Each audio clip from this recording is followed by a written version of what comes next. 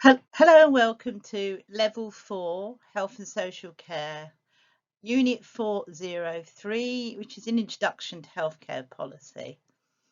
Welcome to the first part, where we're looking at ideology and stakeholders. The objectives of this part 1 is looking at the two criteria 2.1, which is to discuss the ideological backgrounds that can influence healthcare policy development, and criteria 2.2 to describe how stakeholders can influence policy development. And for your research and background and extra reading, I want you to really focus on UK health policy. So really everything we're doing is going to be looking over the next few parts is looking just purely at UK health policy for this assignment. So please don't bring in too many examples from other countries into your assignments. There is a little some examples when I do some comparisons, but apart from that, we're really going to focus on UK policy. So keep that in mind when you're doing some literature searches. Okay, before we talk about specific types of ideology, we're going to really sort of think about the NHS and its development, really. And it was really a sort of a fairly inspired idea that came around just after the Second World War. There's a pressing need to reconstruct. There's a lot of damaged buildings and damaged people, really, and they took that time to sort of have a think about what needed to be done. And it was part of this sort of post-war aspiration of taking the chance, as the country was sort of fairly damaged, to trying to get rid of some of what they called the 5 giants of want, disease, ignorance, squalor and idleness. Obviously the NHS didn't resolve all of those, but it was part of a lot of policy development that happened around that time. So the founding principles of the NHS were the values of inclusion, equality, equity and accessibility, and that is regardless of people's ability to pay. So prior to that, the wealthier you were, the more you had access to doctors, and otherwise if you didn't have any money, you would have got help from the odd charitable institution or the church mainly, which helped to provide healthcare.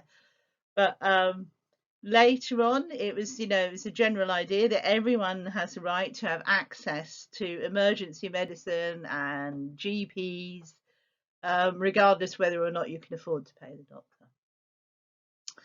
So the objectives were to actually put together a comprehensive health service so the whole country could improve their physical, mental health, to prevent ill health, diagnose and treat ill health.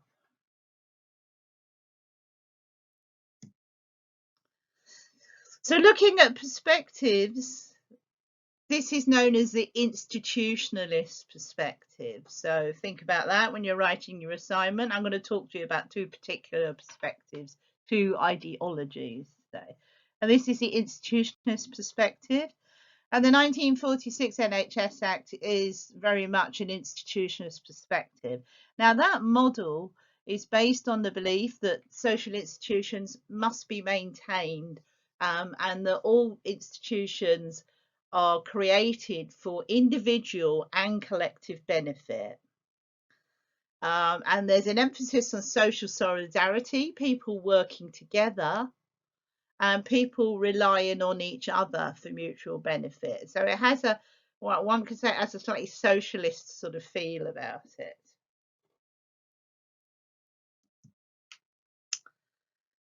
So this model assumes that poverty and disadvantage will not be improved just by being wealthier and by the economic market improving and by economic growth in the country improving. So just because the country gets richer, this model believes that poverty is not going to be necessarily alleviated because the UK is trading well with other countries, and that what it's saying is something you might be hearing a lot at the moment, the sort of trickle down economy. They're saying that trickle down economy does not work. They also believe that health is a fundamental human right, which needed to be protected for everybody. Um, and ill health is a risk as the population ages. That and the fact that ill health is a certainty. The older we get, the more unhealthy we get. And that was particularly an issue then. In a way, it still is quite an issue now. Risks and expenses are too high for people to pay for on their own, and therefore they need to be supported in paying for this. And they believe, the institutionalist perspective believes, that health is an actual social investment. So investing in good health will enable individuals to achieve their potential and then perform well in society. And the society, the economic growth of the society, which is considered important for most governments, depends on a healthy population. So if we don't put the effort into making people healthy, there won't be any economic growth. People won't be able to work properly, won't be able to hit targets, achieve what's expected.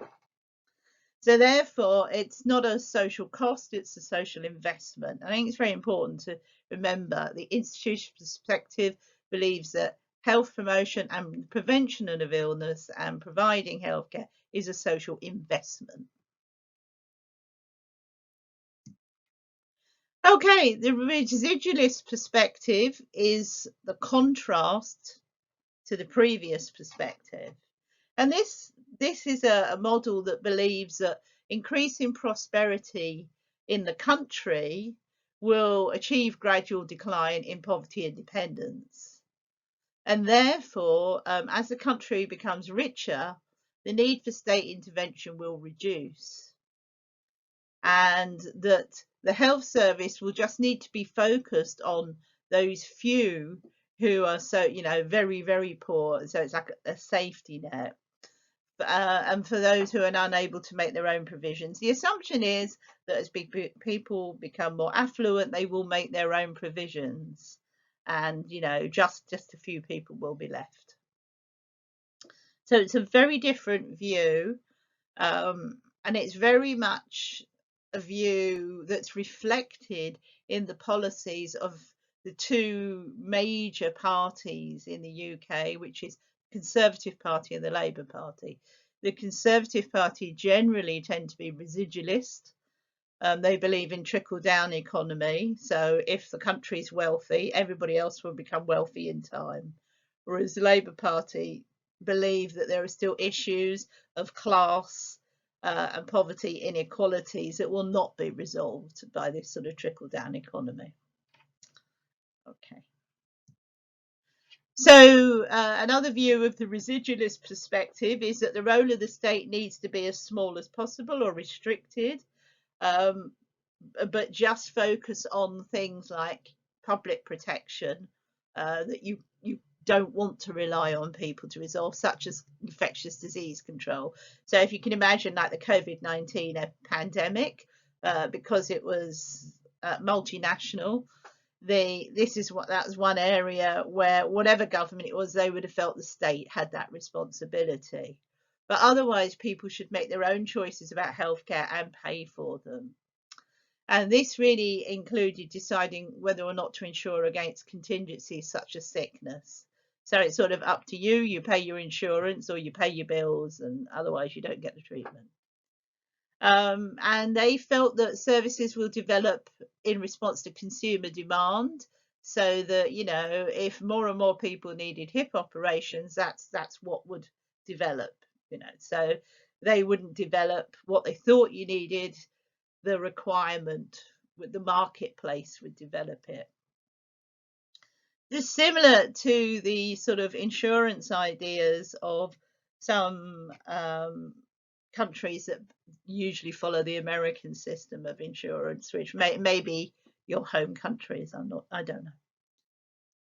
Okay, so look at a bit of examples, how we reflect them, as I just said. The institutionalist perspective can, as well as the UK, ours is a sort of bit half and half at the moment, but it was the UK was based, the NHS was built on the institutionalist perspective.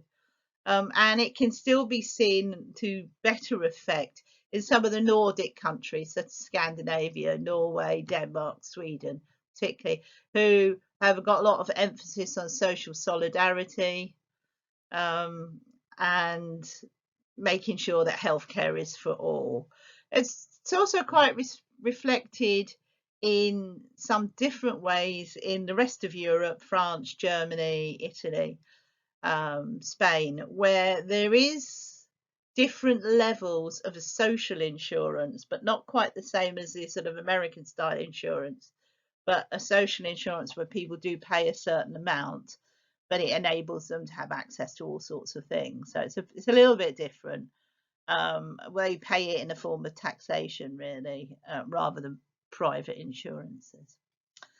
The institutionalist perspective is also the background to the World Health Organization, because as we know from a previous reading and some of the work you did in your level 3, World Health Organization very much focused on a whole systems approach to healthcare, health planning and health promotion. So that institutionalist perspective is very much behind their thinking.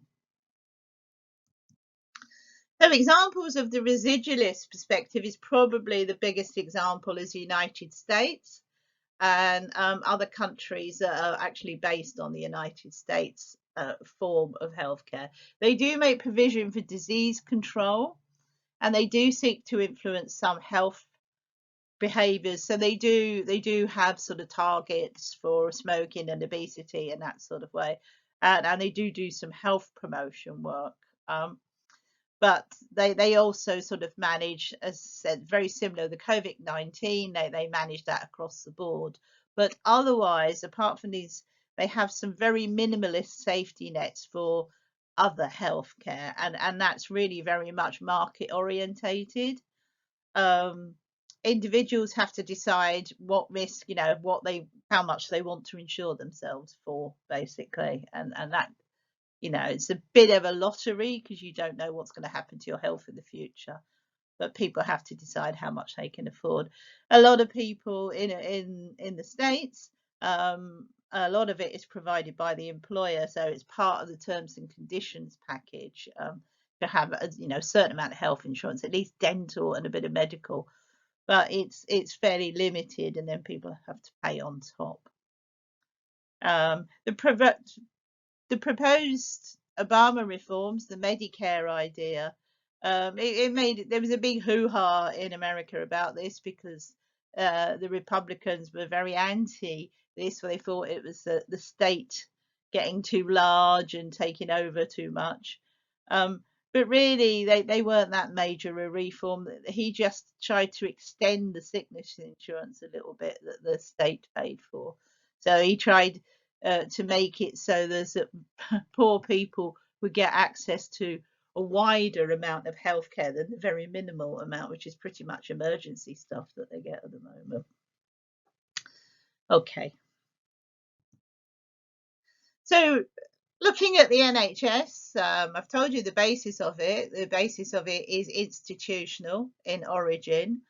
It's as it's developed, it doesn't follow that tight philosophy. It's become more pragmatic over time, and it's worked with partners. So there is a role for some sort of work together with some of the more private facilities as well. For example, general practitioners, GPs have always been independent contractors, and they're not employees of the NHS. And voluntary organisations and private contractors have always taken certain roles, as I said.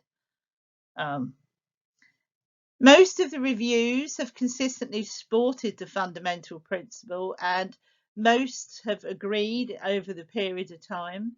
in the early years that the most cost-effective way of doing it is through general taxation. And although the Labour Party and the Conservative Party argued about certain principles of them, they sort of, they were always loath to mess about with it, I suppose, because the popularity of the service amongst users and voters has always been terribly high. So you sort of dismantle the NHS at your peril, I suppose. This consensus really kept it going for its first 35 years. It didn't really matter who was in control, be it Labour or Conservative. This sort of general agreement of not messing about too much after the NHS had been developed, because it was an issue. So they became fairly united in this sort of objectives of it, and that's about identifying health needs, planning and delivering the services. There was just, as I said, just individual debates about how this was just done. The Tories decided the first time it really got reorganised was in about 1974 with the Tories. But again, that didn't change the provision that was given to people, but the internal organisation changed. And as I said, the consecutive governments have tweaked things a little bit, but the people on the ground haven't ever really noticed. This sort of consensus broke really with the Thatcher government came in the late 80s. Very much a strong residual driven government, with a very strong residual leader. And they really sort of made massive efforts to find ways they could reduce the cost of the NHS to the public purse. And they sort of identified, threw out some ideas which would have been unthinkable in previous years. They didn't really want to, they didn't really want to keep funding it in the same way, but they were struggling to find another way of doing it. So they sort of decided that there would be some competition between different parts of the NHS and the private sector, and that competition in its nature, because they were very much a business orientated government, would improve efficiency and reduce costs. So they basically sort of, instead of the NHS working as a whole, as it had done up until then, like a hospital running as a whole, they were breaking up different areas and expecting them to compete with each other. And then their performance was compared against sort of that of the private sector, and different bits of a hospital was being put out to tender if they weren't performing that well. And they really didn't sort of look at history of that, the history of how the NHS had developed. They didn't really want to know because it interfered with what they wanted to do. And a quote here I've got for you from a member of the Thatcher cabinet is a prime example of the subordination of its experience to its ideology. So in other words, don't look at what worked before or what you learnt from history. This is the way you feel it should be, so just go ahead and do it, and that was really Thatcher's view. I'm right, whoever did it before was wrong. So there was quite a lot of development, as I said, with the Thatcher government. It stayed on to subsequent Tory governments, and then New Labour came in, and there was widespread expectations that New Labour would reverse some of the decisions of the Thatcher government, with the internal competition. Strangely, however, they reinforced this competition approach, because they felt that there was some benefits of it. It was, they were trying to sort of cross that dividing line between the two ideologies and bring them together. Unfortunately, though, we sort of kept it going, but we didn't really look at some of the lessons that had already been shown in the States before, um, because the Americans had this system, this internal competition system anyway, and it had been shown in America to actually inflate costs and activity, so things ended up costing more because for one thing there was a lot of processes involved that were never done before. So for processes need people, need different levels of management coming in to do that, and specialist um, people to do financial work, to do performance work, and that.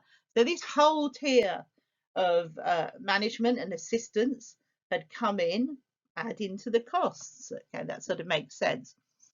And the latest system for funding English hospitals was called payment by results.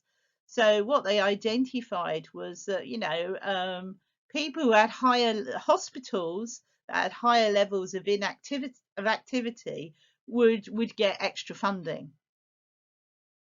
But they never sort of really bothered to check about the quality of that activity or even whether their activity was appropriate. So the amount of people, so if you had a hospital that had all its beds filled and massive turnover, people coming and going, boom, boom, boom, boom, they would, they would get rewarded for this, huge turnover. And this was the biggest mistake because they made the hospital the focus. Now, some people would say that if you're constantly having lots of people in hospital, then that could be a failure of your health service because, to be honest, it should be dealt with earlier on at primary care situation.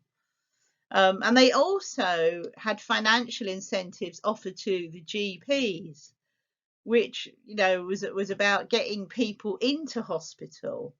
So more and more GPs were referring people to hospital where maybe they didn't need to, when maybe they could have treated them at home. So because they were getting financial rewards for getting people into hospital, and if when you look at it separately, it sort of sounds a bit silly, but at the time they it was all about numbers and targets. So fortunately, we had a devolved government then, so England and Scotland, Wales and Scotland were not really agreeing with some of these processes. So their turnover of getting people was much lower, but people were being treated in the primary care situation a bit better. And there was no real evidence, as I said, whether things were ever clinically appropriate. It was just, the more people I put in hospital, the better I get paid. So you can imagine how that worked. So after about 20 years of the internal market, it became quite fragmented. It became quite inconsistent. Well, one place would take one approach, one would take another because we had this internal market.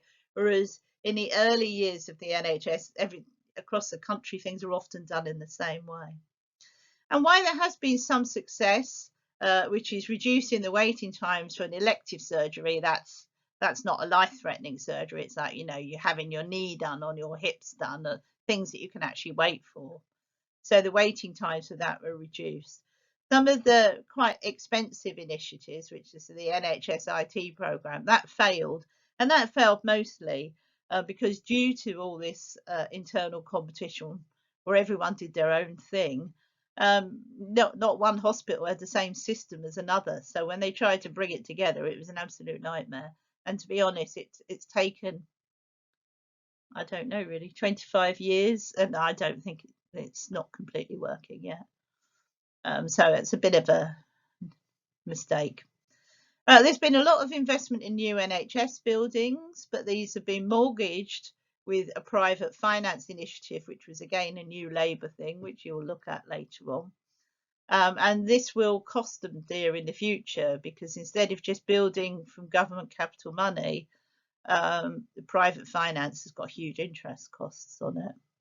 Lots of resources have been wasted with duplication and these privatisations, which were very expensive. Like I said, having to get all different teams do the roles. New systems have created all sorts of things. So the general overheads of running a health service have gone up. Political rhetoric has been about competition and choice, but it's really focused on targets because they think that's what people understand. So they've actually reduced choice so that targets can be met, really. So otherwise it gets too complicated.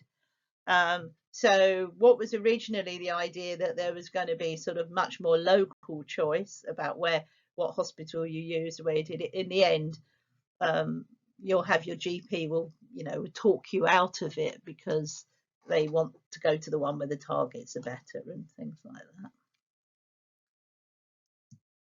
Scotland and Wales, as I said, were devolved, so that part of government was theirs to do as well. So they did things differently from the English route, and they've changed again where they got rid of as soon as they could, they started to abolish the internal market and spent their time and energy on prevention and primary care, really. So both Scotland and Wales have picked up that institutionalist perspective, whereas the English part of the government has stayed with the residualists. So that's quite odd. You've got the UK with the country. People often forget that there's 4 countries in the UK. Ireland's a bit difficult because it's a bit complex, but Scotland and Wales both have devolved governments, and they manage quite a lot of stuff themselves now, particularly their healthcare, education, housing, those sorts of things. So they were able to do it a different way, and they got rid of the internal markets very quickly. So we talked about the 2 types of ideology that pretty much run most of the health policies, or have run it ever since the development of the NHS. And there are also, you need to think about professional ideologies as well, how the different professions look at things, because some of them can be quite powerful, and their perspectives can change. Particularly, say, like the doctors. Doctors are a very important part of the NHS, so their professional ideology is very relevant because they're the guys who really put it into practice. But there are different approaches between GPs who work in the community and the specialists who sort of worked in the hospitals.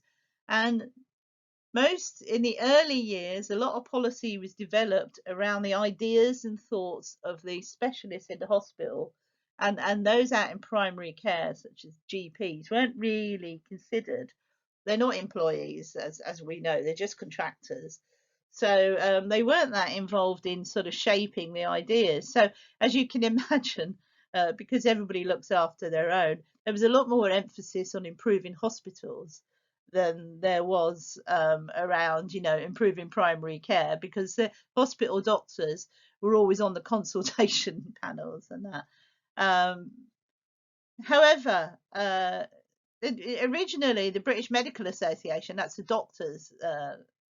doctors' professional body, they actually resisted the introduction of the NHS. Probably thought they were going to lose money because doctors just set up practices, as they wanted to, and sort of did as they wanted to for that.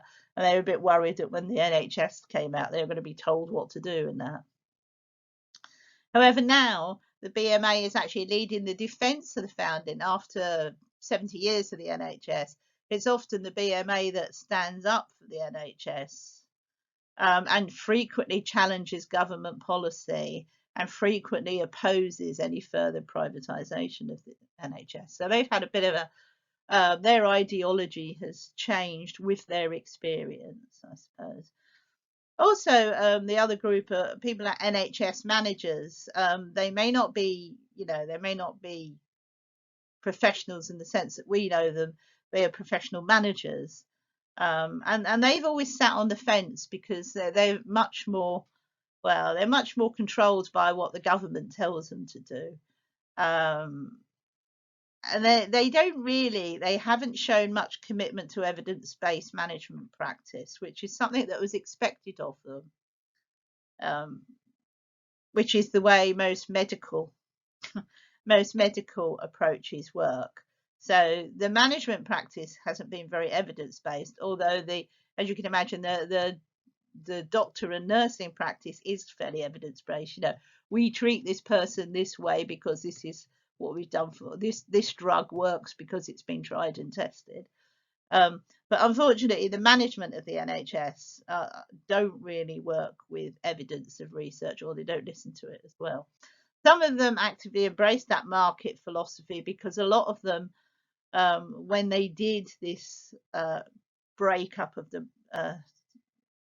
when they did this internal competition, they actually got people from private business to actually run them because they thought they would be better at it than the people who managed the NHS before, which were often experienced nurses and doctors.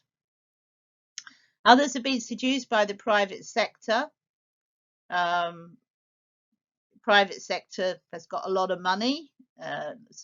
Imagine the big drug companies particularly, and they offer them lots of money, lots of nice things for using their products and that. So there can be, a little bit of corruption there as well.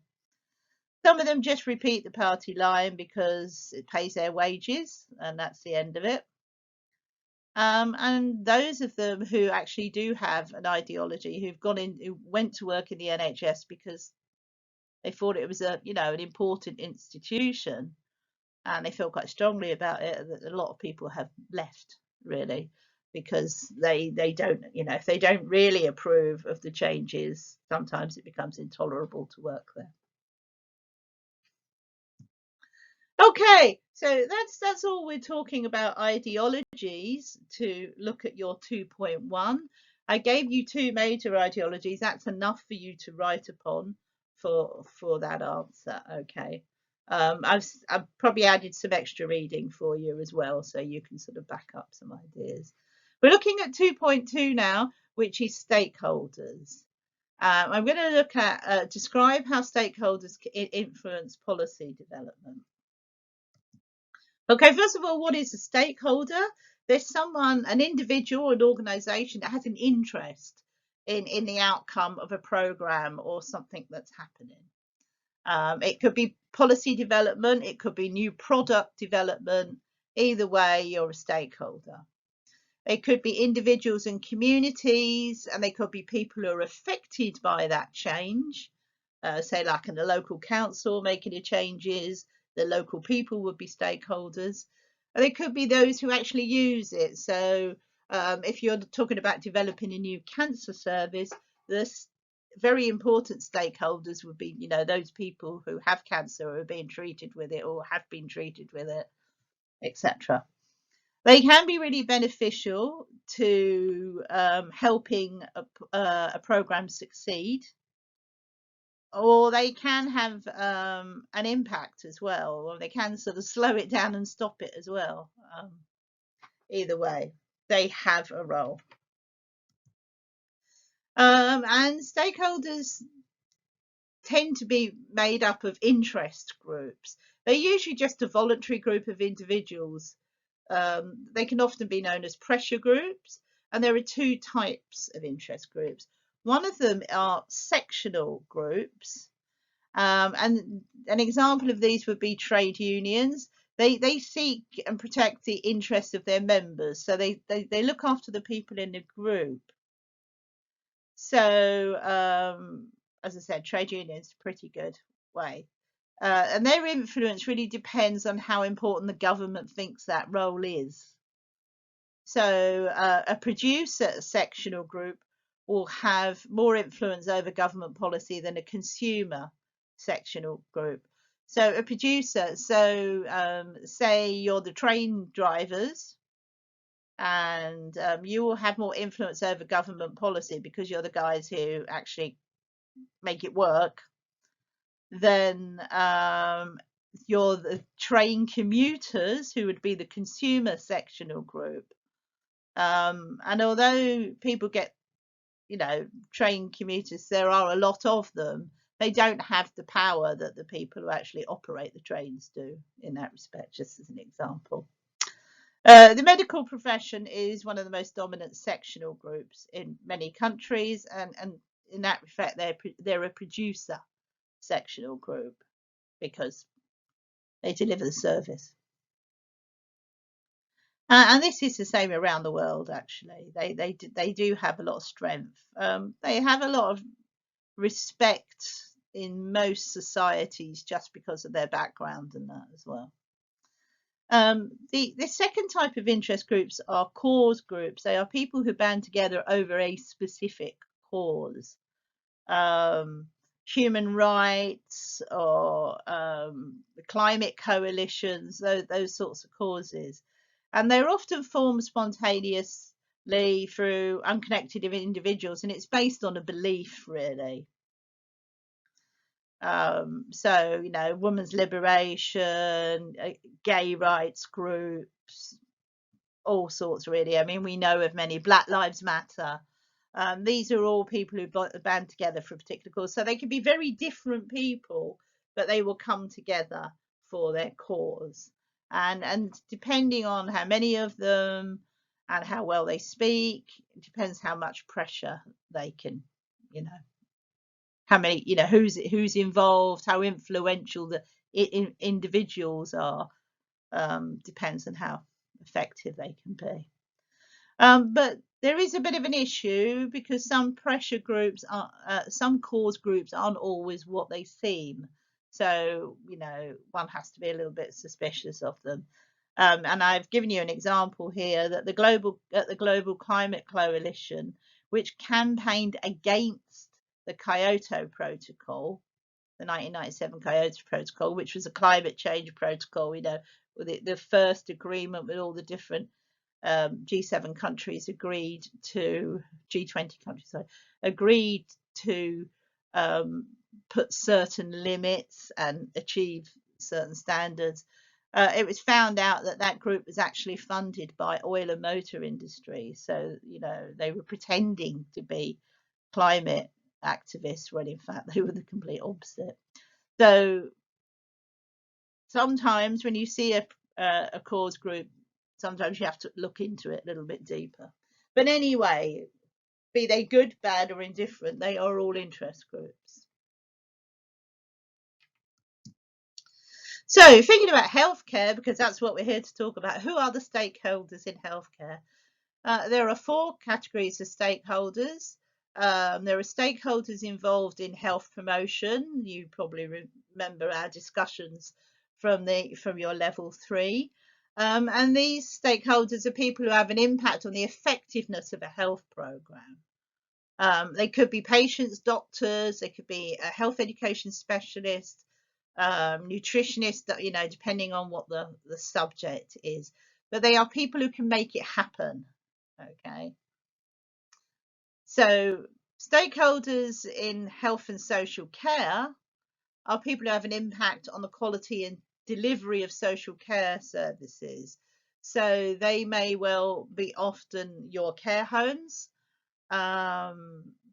patients, relatives, charities who work with them, the employers. So there's, in the UK, there's a care home association group where all the care home owners can get together and talk about issues, and they act together as a sort of pressure group, as a stakeholder group in government policy.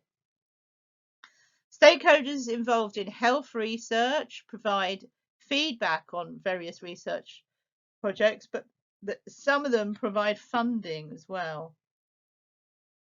And some of them will promote research evidence. So there's a little bit of a different role. So stakeholders involved in health research have an impact on the advancement of healthcare treatments and products. So there will always be patients and doctors, but very often universities, because most of the research happens at universities, pharmaceutical companies who tend to fund it, Government agencies, so Public Health England might be involved if it's a big piece of research. They were certainly involved with the development of the COVID vaccine. And researchers themselves, which is a professional body very often, but there's a lot of them. Finally, public health. Stakeholders involved in public health. Public health is when you're talking about the very wider stuff, talking about passing health legislation.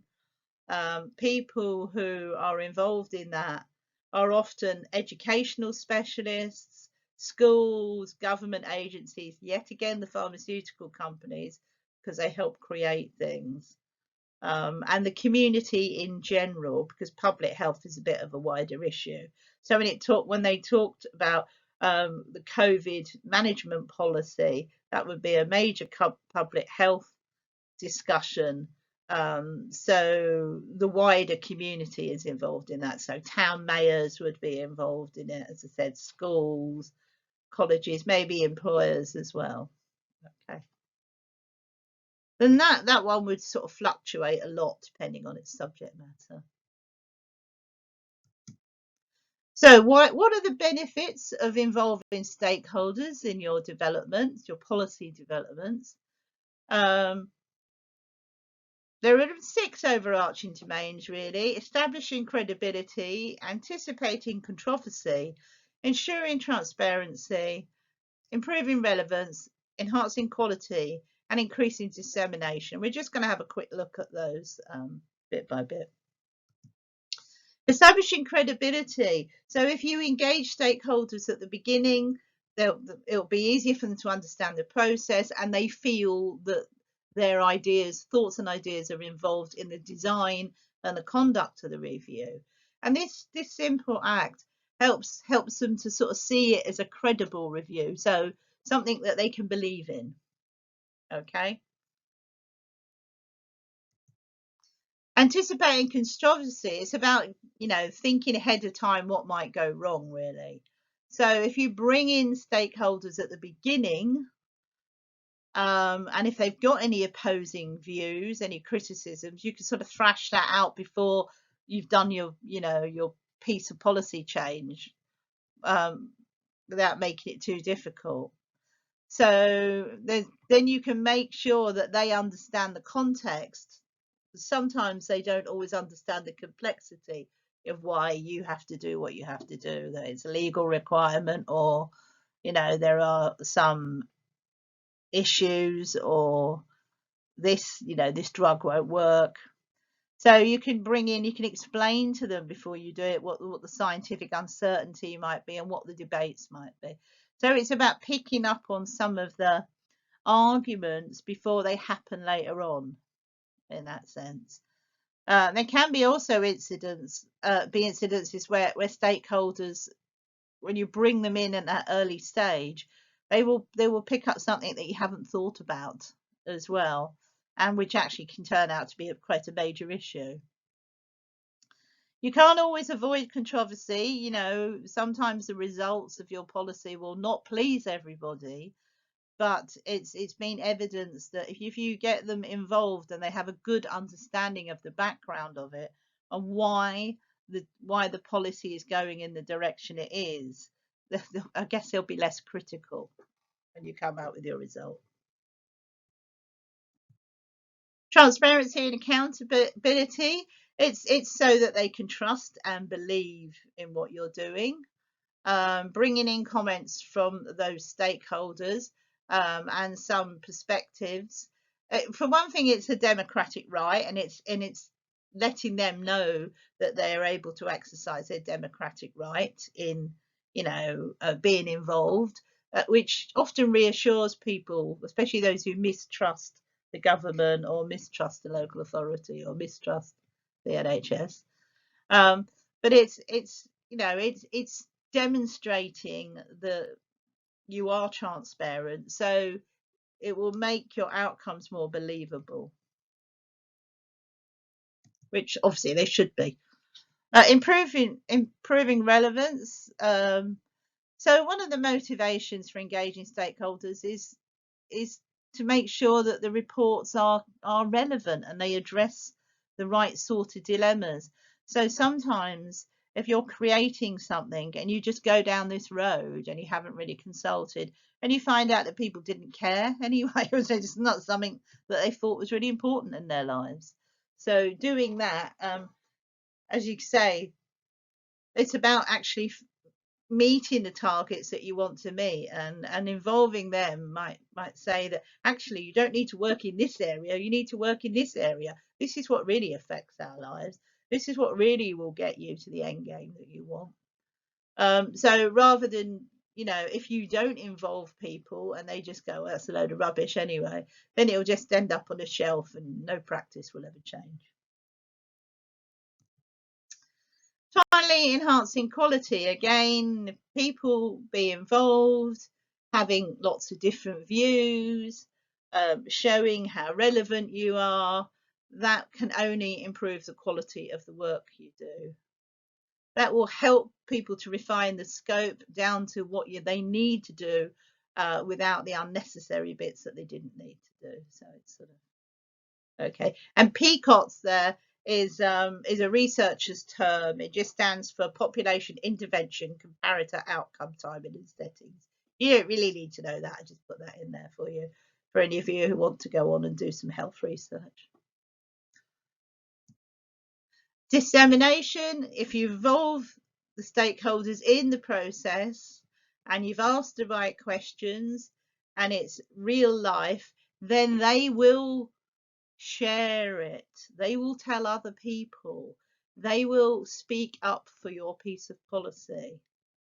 They will become the advocates for it. If they've been happily involved in it, you'll find the information will go wider than when you just put it on your website, when they will sort of speak about it for you.